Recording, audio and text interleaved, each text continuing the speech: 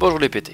Alors aujourd'hui on se retrouve pour de nouveau parler de tolérancement géométrique et de tolérancement dimensionnel en parlant de manière un peu plus approfondie de l'exigence du maximum de matière. Maintenant qu'on a bien compris tous les concepts du tolérancement géométrique et dimensionnel, on va en mettre une couche avec l'exigence du maximum de matière. Et en fait, cette exigence, elle va remettre en fait à plat tout ce que vous avez déjà vu, puisque c'est un concept de tolérancement qui est assez différent. Et en fait, à quoi est-ce qu'il sert? Pourquoi est-ce qu'on est venu rajouter ça vu que c'est différent? En fait, c'est pour traduire une condition de montage, ce que ne permet pas le tolérancement traditionnel. Puisque ce qui se passe, c'est que dans le tolérancement traditionnel GPS, on a les spécifications dimensionnelles et les spécifications géométriques, et le principe d'indépendance dit qu'en fait on peut pas, on doit lire séparément les deux spécifications. Cependant, ces deux types de spécifications, géométriques et dimensionnelles, donnent deux défauts différents. Géométrique, ça va surtout donner des orientations, des positions. Dimensionnel, ça va donner la taille de chacun des éléments. Et le problème, c'est quand on veut monter une pièce, on veut mettre un arbre dans un alésage, et ben si vous avez un certain défaut géométrique et qui est peut-être important et un défaut dimensionnel qui lui par contre est tout petit, ben en fait il peut y avoir compensation. Ce qui fait que une pièce qui pouvait potentiellement être mauvaise d'après les spécifications dimensionnelles ou géométriques, ben en fait quand on regarde les deux défauts cumulés, ça peut s'assembler. Et en fait c'est ça l'intérêt du maximum de matière. C'est que ça permet de traduire une exigence de montage en associant en fait les deux spécifications et en vérifiant si au final est-ce que ça ne pourrait pas se monter. Et l'exigence du maximum de matière sur un dessin de définition donc spécifié, on la retrouve où? On la retrouve en fait quand il y a un M cerclé, donc c'est le symbole de l'exigence du maximum de matière, de la même manière qu'on a le E cerclé pour l'exigence d'enveloppe. Quand on veut appliquer l'exigence du maximum de matière, on met ce symbole là, le M cerclé. Et en fait ce M cerclé, il va permettre, comme je disais, de faire sauter le principe de l'indépendance et de lier le défaut géométrique. Ici par exemple on a une coaxialité phi 0,04 par rapport à A, et ben on va lier cette condition, ce défaut géométrique au défaut dimensionnel qui est de phi 12 moins 0,05 plus 0. Le moins 0,05 il est un petit peu mal passé. On peut aussi donc appliquer cette exigence du maximum de matière à l'élément tolérancé, c'est ce qui est le cas ici, et on peut également l'appliquer à l'élément de référence. C'est ce qu'on a ici, on a le M juste à côté de la référence A, où du coup on va lier le défaut géométrique donné dans la spécification, donc phi 0,04, au défaut dimensionnel lié à l'élément de référence A, qui dans ce cas-là est phi 25, moins 0,05 plus 0. Et en faisant ça, on va permettre de lier les deux. Alors jusqu'ici vous avez appris en fait comment traiter une spécification géométrique et dimensionnelle en parlant essentiellement de tolérancement par zone de tolérance. Donc il fallait définir l'élément tolérancé, l'élément de référence, la référence spécifiée, la zone de tolérance et sa position par rapport à la référence spécifiée. Et après l'idée était de dire que la spécification est conforme si l'élément tolérancé est inclus dans la zone de tolérance. Ça c'est le tolérancement par zone de tolérance, ce qu'on a appris jusqu'ici. Et en fait, dès qu'on met l'exigence du maximum de matière, on ne parlera plus du tout de zone de tolérance. Il faut complètement mettre ça à la poubelle. Dès qu'il y a le maximum de matière, on va parler d'état virtuel au maximum de matière. Et en fait, ça dit quoi? Ça dit que lorsque vous avez un maximum de matière, l'idée, ça va juste être de traduire une condition de montage. C'est-à-dire que l'élément tolérancé ne devra pas dépasser un certain état virtuel au maximum de matière. On va détailler ça tout de suite. Donc l'idée c'est de traduire vraiment une condition de montage, comme je l'ai dit tout à l'heure. C'est que la surface tolérancée réelle, elle doit rentrer dans un gabarit fonctionnel. Et c'est l'autre intérêt en fait du maximum de matière, c'est que d'un point de vue du contrôle derrière, ça va être extrêmement simple. Vous aurez des arbres et des allésages, et l'idée c'est que vous allez faire un gabarit fonctionnel que vous allez rectifier, qui aura une très très grande précision, et vous allez l'amener sur la pièce fabriquée, et si ça se monte, c'est bon, si ça se monte pas, c'est pas bon. C'est aussi simple que ça. Du coup, il va falloir maintenant définir ce que c'est que cet état virtuel au maximum de matière. Au final, l'état virtuel au maximum de matière, c'est une forme. C'est la forme en fait prise par la pièce lorsque en fait, son volume est poussé au maximum des limites permises par les spécifications. Parce que les spécifications, elles permettent d'accepter un certain nombre de défauts. Et en fait, ces défauts, lorsque on se place dans la configuration où les défauts sont maximum avec le maximum de matière, on obtient une certaine géométrie. Et par exemple, dans le cas qui est présent ici, vous avez un alésage dans lequel vous voulez monter un arbre. Encore une fois, le maximum de matière il permet surtout de traduire des conditions de montage. Le maximum de matière, c'est de prendre le défaut maximum et de venir y coller la géométrie qui correspond. Donc dans ce cas-là, ça va être un cylindre de diamètre D. L'état virtuel de ce carter, c'est un cylindre de diamètre D. Et lorsqu'on va venir regarder en vis-à-vis le flasque qu'on veut monter dedans, on va regarder pour celui-ci en fait l'état virtuel du flasque à son maximum de matière et à son état virtuel à lui. Ça va être un diamètre, un cylindre avec un certain diamètre qui va venir se coller sur la matière dont le défaut est maximum. Et si on a le diamètre petit d du flasque qui est inférieur au diamètre grand D du carter, dans ce cas-là on peut s'assurer que l'ensemble se monte malgré les défauts permis par les spécifications. Maintenant nous allons voir comment est-ce qu'on fait pour déterminer un état virtuel au maximum de matière à partir des informations données sur le dessin de définition. Donc ici vous avez par exemple une spécification posée sur un arbre, une perpendicularité phi 0,05 au maximum de matière par rapport à une référence spécifiée A, référence spécifiée qui sera en fait le plan tangent extérieur matière à l'élément de référence qui est la surface réputée plane. Et associé en fait à cette spécification géométrique, vous avez une spécification dimensionnelle du cylindre qui dit que c'est un cylindre qui doit être à phi 50 moins 0,03 plus 0, c'est-à-dire que chaque dimension locale doit être comprise entre 39,97 et 50. Voilà, donc vous avez deux spécifications qui sont donc différentes, mais seulement avec le modificateur M du maximum de matière, on va donc les associer ensemble pour créer un état virtuel. Donc pour cela, en fait, on va chercher la configuration géométrique et dimensionnelle pour laquelle on aura un maximum de matière. Donc pour ça, au niveau de la spécification dimensionnelle, c'est pas compliqué. On va considérer que toutes les dimensions locales sont à 50 plus la borne supérieure, ici c'est 0. Donc la dimension au maximum de matière, c'est un état pour lequel chaque dimension est à 50. Puisqu'ici on a une borne supérieure qui vaut 0. Si c'était 50 moins 0,03 plus 0,05, ça aurait été 50,05. Et ensuite, pour pouvoir avoir un état qui prend le plus de volume possible, on va également considérer que le défaut géométrique est maximum. Là c'est la figure que vous avez en bas à gauche. Donc on va considérer que le défaut de perpendicularité est maximum et il vaut 0,05. Et dans ce cas-là, l'état virtuel au maximum de matière, donc au maximum géométrique et dimensionnel, ça va être un cylindre dont la dimension est maximale, donc 50, avec un défaut de perpendicularité qui est également maximum, 0,05. Et au final, le volume pris par cet ensemble, c'est 50. C'est un cylindre de diamètre 50,05. C'est comme ça qu'on peut déterminer l'état virtuel dans sa configuration au maximum de matière. Maintenant, pour bien comprendre l'intérêt apporté par l'exigence du maximum de matière, on va en fait analyser cette situation en suivant les deux concepts. Le premier concept de tolérancement classique, donc une perpendicularité avec une tolérance géométrique de 0,05 mm au diamètre par rapport à une référence spécifiée qui est donc un plan A tangent extérieur matière, l'élément de référence A, la surface réputée plane. Et du coup, cette spécification géométrique, elle dit quoi? Elle dit que l'axe réel donc, de la surface réputée cylindrique doit se situer dans un cylindre de diamètre 0,05 perpendiculaire à cette référence spécifiée A. Donc ça, c'est ce que dit le tolérancement géométrique classique avec cette spécification. Maintenant, avec l'exigence du maximum de matière, on va tenir compte donc, de la dimension maximale permise par la spécification dimensionnelle.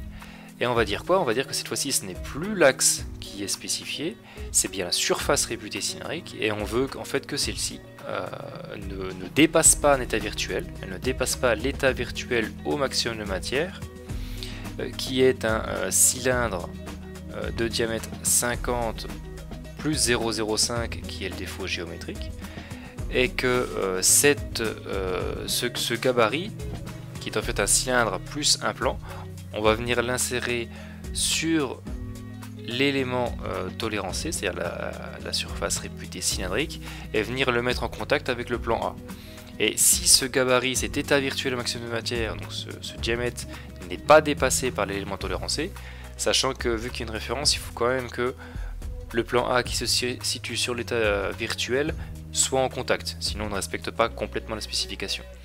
Donc si cet état virtuel n'est pas dépassé par l'élément tolérancé, alors dans ce cas, la spécification est respectée. Voilà, donc maintenant qu'on a bien compris comment ça marche, et que effectivement au niveau du contrôle déjà on aura quelque chose de beaucoup plus simple, puisqu'on aura juste un gabarit à venir monter sur l'arbre, on vient mettre en appui le plan A, et si ça se monte c'est bon, ça se monte pas c'est pas bon. Mais au final, est-ce qu'il y a vraiment un gain à utiliser ce maximum de matière?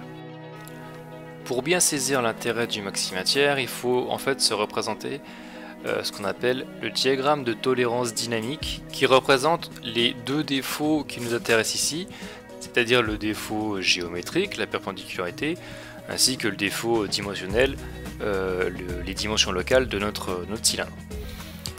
Et en fait, on va essayer de regarder les différentes configurations qu'on veut avoir. Si on prend une pièce fabriquée, elle a un certain défaut géométrique, un certain défaut dimensionnel. Si on se fie uniquement à la spécification sans maximum de matière, on va avoir un seuil au niveau du défaut de perpendicularité de 0,05. Toutes les pièces qui ont un défaut de perpendicularité supérieur seront donc rejetées. Et on a aussi une autre limite qui est une limite dimensionnelle. Toutes les pièces qui ont une dimension locale supérieure à 50, mais également inférieure à 49,9, seront en fait rejetées. Elles ne vont pas respecter les spécifications. Et toutes celles qui sont dans cet intervalle, en fait, vont être acceptées. Du coup, l'intérêt de la spécification maximum de matière, c'est que du coup, la limite de 0,05 au niveau de la perpendicularité n'existe plus, puisqu'en fait on n'a plus de notion de zone de tolérance. On a eu une notion cette fois-ci d'état virtuel. Ce que dit l'exigence du maximum de matière, c'est que l'état virtuel au maximum de matière ne doit pas être dépassé. On ne parle plus de zone de tolérance. Du coup, si on a une pièce qui a un dimensionnel qui est peut-être un petit peu plus faible, c'est-à-dire qui est en dessous de 50, entre 49,97 et 50, et qu'on a un défaut de perpendicularité qui peut être un petit peu plus grand, en fait on se rend compte en représentant cette configuration, donc avec un dimensionnel plus faible mais un défaut de perpendicularité plus grand, en fait notre pièce qui est représentée ici en rouge, elle rentre quand même dans l'état virtuel au maximum de matière, donc elle se monte. Ce qui veut dire que toutes les pièces qui sont situées dans cette zone vont être acceptées. Et on peut comme ça extrapoler dans l'autre cas limite, c'est-à-dire où on a un dimensionnel qui est très fort, mais en revanche on a un défaut de perpendicularité qu'on peut descendre jusqu'à 0. En fait, techniquement, cette pièce-là aussi, elle se monte. C'est-à-dire qu'on a une perpendicularité parfaite, un dimensionnel très grand, mais cette pièce-là, elle rentre également dans l'état virtuel au maximum de matière. En revanche, toutes les pièces qui ont un dimensionnel compris entre 50 et 50,05 ne pourront pas être acceptées par le plan. Pourquoi? Parce que la spécification dimensionnelle, elle est toujours en vigueur, et du coup, elle ne va pas respecter cette contrainte. Du coup, on voit bien ici que le maximum de matière, il permet d'accepter plus de pièces. Donc si l'exigence est uniquement une exigence de montage, toutes les pièces qui ont un défaut de perpendicularité un petit peu plus grand mais un dimensionnel un petit peu plus faible peuvent également être acceptées. Alors maintenant, ce qu'on peut se poser, c'est que toutes celles qui ont été refusées à cause dimensionnel, si vraiment on ne veut que traduire un problème de montage, pourquoi est-ce qu'on va les refuser? En fait, il y a une solution pour pouvoir accepter ces pièces. Pour ça, il faut modifier un petit peu le plan. Le changement au niveau du plan afin d'accepter plus de pièces pour des exigences de montage, en fait il est assez simple. Vous avez ici donc la figure qui résume la situation. Le maximum de matière nous permet de gagner toutes les pièces qui ont un défaut de perpendicularité compris entre 0,05 et 0,08 et un dimensionnel pas forcément trop important. Et en fait, pour pouvoir accepter plus de pièces qui ont un dimensionnel compris entre 50 et 50,05, il suffit tout simplement de changer la spécification de dimensionnel. Et en fait, en répercutant le défaut géométrique sur la borne supérieure du défaut dimensionnel, en fait, on se retrouve à avoir un dimensionnel compris entre 49,97 et 50,05, donc plus aucun problème de dimensionnel. Et au niveau du géométrique, on n'a plus aucun défaut, enfin on n'a plus de défaut permis, puisque de toute façon l'exigence du maximum de matière n'a pas vocation à définir une zone de tolérance. Il nous faut juste avoir un état virtuel à la dimension qu'on souhaite. Et vu qu'on a ici un défaut dimensionnel qui reprend toute la dimension qu'on veut pour l'état virtuel, on enlève au final le défaut géométrique et on laisse juste 0. Donc ça, faut savoir qu'au début, quand ça a été mis en place dans les années 90, ça avait fait bondir tous les métrologues. Ils avaient tous dit non, les fabricants et métrologues ils ont dit on sait pas fabriquer une pièce avec un défaut nul. Puis quand on leur a expliqué qu'au final le contrôle était plus simple et qu'au final on acceptait plus de pièces, ils étaient plutôt contents. Pour terminer sur ce cours, on va traiter un exemple, l'exemple d'une spécification de coaxialité entre un arbre et puis une autre portion cylindrique prise comme référence. Donc là, ce qu'on va remarquer, c'est que sur cette spécification de coaxialité, phi 004 maximatière, référence A maximatière. Donc où il y a deux fois le symbole M, ce qui veut dire qu'il y a deux surfaces qui sont soumises à l'exigence du maximum de matière. La première, il s'agit de l'élément tolérancé, la surface réputée cylindrique, de diamètre nominalement 12 mm. Donc on voit qu'il y a une spécification de coaxialité avec un défaut de coaxialité de 0,04 et une spécification dimensionnelle 12 moins 0,05 plus 0. Donc évidemment, pour la recherche de l'état virtuel, on va associer donc ces deux défauts, dimensionnel et géométrique. Et la deuxième exigence du maximum de matière, elle porte sur la référence, avec du coup une spécification dimensionnelle phi 25 moins 0,05 plus 0. Il n'y a pas de défaut géométrique à associer du coup à la référence, puisqu'en fait pour cette exigence du maximum de matière, on ne va avoir à chercher un état virtuel qu'avec un défaut dimensionnel. Il n'y a dans ce cas-là pas de défaut géométrique. Et donc il faut définir maintenant l'état virtuel. Donc l'état virtuel, ça va être quoi? Ça va être l'état virtuel donc à l'état au maximum de matière. Donc pour qu'il y ait le maximum de matière, il faut déjà qu'on ait un dimensionnel de 12 pour l'arbre qui est spécifié. Et qu'est-ce qu'on va faire? On va définir également un défaut maximal pour le défaut géométrique. Donc ça fait 12. Ça va faire un diamètre de 12,04 mm pour l'état virtuel au maximum de matière.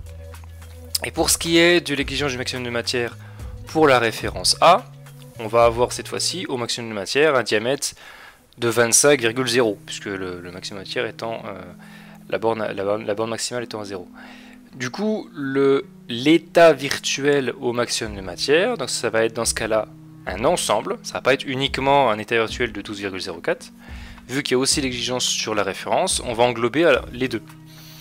Ce sera un calibre fonctionnel qui regroupe à la fois un cylindre de diamètre 12,04 et un autre cylindre de diamètre 25. Les deux étant évidemment coaxiaux, puisqu'il faut respecter les positions et les orientations définies au plan. Dans ce cas-là, on aura donc un calibre fonctionnel qui va du coup venir vérifier et contrôler à la fois l'élément tolérancé et l'élément de référence. C'est la particularité du coup de l'exigence du maximatière. Vu qu'elle est spécifiée à la fois sur l'élément tolérancé et l'élément de référence, on va venir contrôler les deux en même temps. Et donc bon, on se rend bien compte que si ça rentre, c'est bon, si ça rentre pas, ça veut bien dire qu'il y a une des deux surfaces, soit qui n'a pas un bon dimensionnel, soit qu'il y a un défaut d'orientation qui est trop important, c'est-à-dire que les deux axes ne sont pas suffisamment coaxiaux, donc on ne valide pas la spécification. Voilà, donc ce cours est maintenant terminé. J'espère qu'il vous aura plu, j'espère que vous aurez compris ce que je vous ai raconté. Si vous avez une question, n'hésitez pas à m'envoyer un mail ou sinon posez-la moi au prochain cours. D'ici là, je vous dis bonne soirée et à bientôt.